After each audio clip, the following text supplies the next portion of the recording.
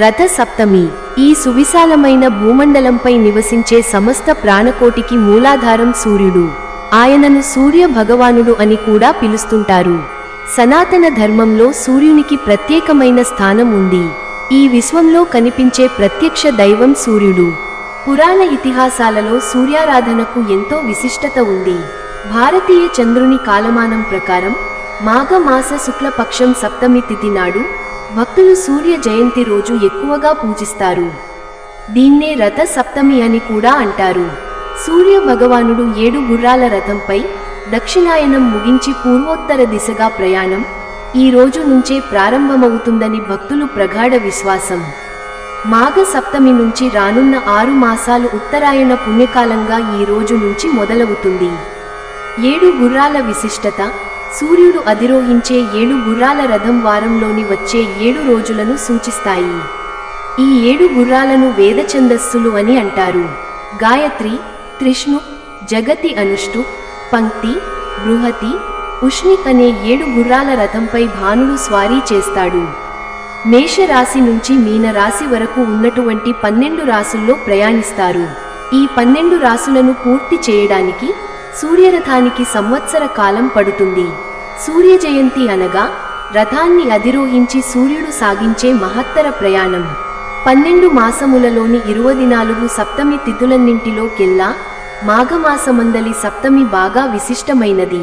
రథసప్తమి ప్రాముఖ్యత భారతీయ పురాణాలు ఇతిహాసాల ఆధారిత కథనాల ప్రకారం కశ్యప మహర్షి, అదితిదేవి దంపతులకు సూర్య భగవానుడు జన్మించాడు. ఆయన పుట్టిన రోజునే రథ సప్తమిగా జరుపుకుంటారు అని కొన్ని కథనాలు. రథ సప్తమి రోజున నదీ స్నానం చేయడం సత్ఫలితాలను ఇస్తాయి అనే నమ్మకం. ఈ పవిత్రమైన రోజున తలపై 7 జిల్లేడు ఆకులను ఉంచుకుని నీటితో తలస్నానం చేసిన ఎడల 7 జన్మల పాపాలు తొలగిపోతాయని పండితులు చెబుతుంటారు.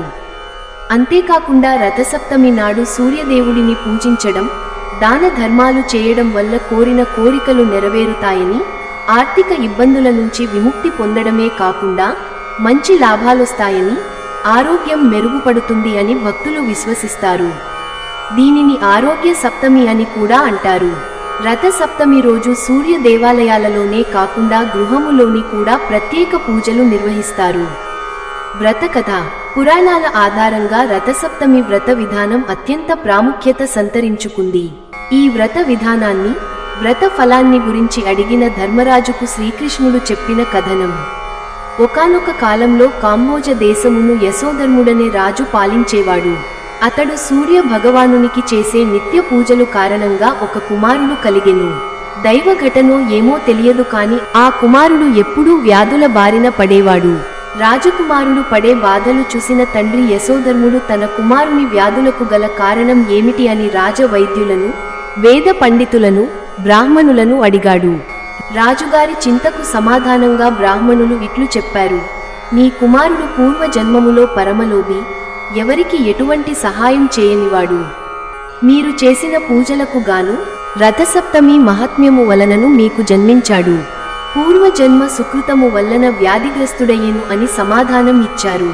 చింతించిన మహారాజు సమస్యకు పరిహారము ఏమిటి అని అడగడంతో బ్రాహ్మణులు, వేద పండితులు చెప్పిన సమాధానం ఏమిటంటే, ఏ వ్రత ఫలితముగా ఆ కుమారుడు మీకు జన్మించేనో అదే రథసప్తమి వ్రతము ఆచరించినచో పూర్వజన్మ పాపముల నుంచి విముక్తి పొంది చక్రవర్తి అవుతాడు అని ఉపాయము చెప్పాగానే మహారాజు రథసప్తమి వ్రతము భక్తి శ్రద్ధలతో ఆచరించాడు. వ్రత ఫలితంగా రాజకుమారుడు శరీర రుగ్మత నుండి విముక్తి పొంది చక్రవర్తిగా పట్టాభిషేకం పొందెను అని ధర్మరాజుకు శ్రీకృష్ణ పరమాత్ముడు తెలుపుతాడు. సూర్యుని రథం మరియు రథసప్తమి హిరణ్యయేన సవితారతేన అనే వేద మంత్రం సూర్యుడు బంగారు రథంపై 7 గుర్రాలతో ప్రయాణిస్తున్నట్లు వర్ణిస్తుంది. ఈ అద్భుతమైన దృశ్యం మనకు సూర్యుడి వైభవాన్ని తెలియజేస్తుంది. సూర్యుడి ఈ ప్రయాణాన్ని 2 విధాలుగా విభజించవచ్చు: ఉత్తరాయణం మరియు దక్షిణాయనం. ఆషాఢ్ మాసం నుండి పుష్యమాసం వరకు సూర్యుడు దక్షిణ దిశగా ప్రయాణిస్తాడు. దీన్నే దక్షిణాయనం అంటారు. ఆ తర్వాత సూర్యుడు మకర రాశిలోకి ప్రవేశించడంతో ఉత్తరాయణం ప్రారంభమవుతుంది. సూర్యుడు మకర రాశిలోకి ప్రవేశించే రోజునే ప్రత్యేకమైనదిగా జరుపుకుంటారు. ఈ రోజున సూర్యుడు తన రథంపై ఉత్తర దిశగా ప్రయాణాన్ని ప్రారంభిస్తాడని భావిస్తారు. ఉత్తరాయణం అనేది పుణ్యకాలంగా భావిస్తారు. ఈ కాలంలో చేసే పనులన్నీ శుభంగా ఫలిస్తాయని నమ్ముతారు. సూర్యుని ఆరాధన. ఈ రోజున భారతీయులు సూర్యుడిని ప్రత్యేకంగా ఆరాధిస్తారు. సూర్యుడు జీవనాధారం కాబట్టి ఆయనను పూజించడం వల్ల ఆరోగ్యం, సంపద, సుఖశాంతి లభిస్తాయని విశ్వసిస్తారు. ద్వాదశ ఆదిత్యులు. హిందూ పురాణాలలో అదితి, కశ్యపుని యొక్క 12 మంది పుత్రులను ద్వాదశాదిత్యులు అంటారు. సంవత్సరంలోని 12 నెలల కాలంలో సూర్యుడు ఉండే స్థితులను బట్టి ద్వాదశాదిత్యుల పేర్లతో వర్ణించారు. మహాభాగవతం 12వ స్కందం చివరిలో ద్వాదశాదిత్య వర్ణన ఉంది. మనకు కనిపించే సూర్యుడు ఒక్కడే అయినప్పటికీ వేదాలలో 12 మంది సూర్యుల గురించి ప్రస్తావించబడింది. వీరిని ద్వాదశ ఆదిత్యులు అంటారు.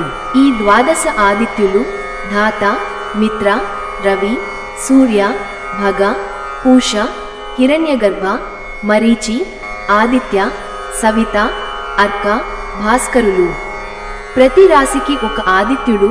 ఈ ద్వాదశ ఆదిత్యులు 12 రాశులకు అధిపతులుగా భావిస్తారు. సూర్యుడి వివిధ రూపాలు. ఈ ద్వాదశ ఆదిత్యులు సూర్యుడి వివిధ రూపాలను, వివిధ లక్షణాలను సూచిస్తాయి. సప్తాస్వాలు. రథసప్తమి. మనం సాధారణంగా సూర్యుడిని 7 గుర్రాలతో కూడిన రథంపై ప్రయాణిస్తున్నట్లు భావిస్తాము. కానీ ఈ 7 గుర్రాలకు లోతైన ఆధ్యాత్మిక అర్థం ఉంది. సప్తాస్వాలు. సాధారణంగా సప్తాస్వాలు అంటే 7 గుర్రాలు అని అర్థం. కానీ యోగ శాస్త్రం ప్రకారం ఈ 7 గుర్రాలు మన మానసిక శక్తులను సూచిస్తాయి. ఇవి మన జ్ఞానేంద్రియాలు, మనసు మరియు బుద్ధి. శరీరం. రథం. మన శరీరం ఒక రథం వంటిది. ఈ రథాన్ని నడిపించేది మన మనసు. కుండలిని శక్తి. మన శరీరంలోని కుండలిని శక్తి ఈ రథానికి సారథి. ఈ శక్తి మన శరీరంలోని అన్ని చక్రాలను శక్తితో నింపుతుంది.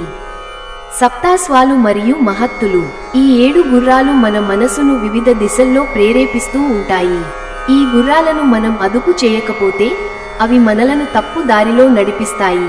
ఈ 7 గుర్రాలు మహత్తు, అహంకారం, పరుథ్వీ, నీరు, అగ్ని, వాయువు మరియు ఆకాశం అనే 7 తత్వాలను సూచిస్తాయి. సూర్యుడు మన అంతరంగంలో ప్రకాశించే భగవచ్ఛక్తిని సూచిస్తాడు. ఆయన మన మనసును ప్రకాశవంతం చేసి మనలను సరైన మార్గంలో నడిపిస్తాడు. రథసప్తమి మరియు కుండలిని శక్తి. రథసప్తమి రోజున సూర్యుడు తన రథాన్ని దక్షిణాయనం నుండి ఉత్తరాయణం వైపు మారుస్తున్నట్లు నమ్ముతారు. ఇది మన అంతర్గత శక్తి కూడా ఉత్తర దిశగా, అంటే ఆధ్యాత్మిక పురోగతి వైపు మొగ్గు చూపుతుందని సూచిస్తుంది.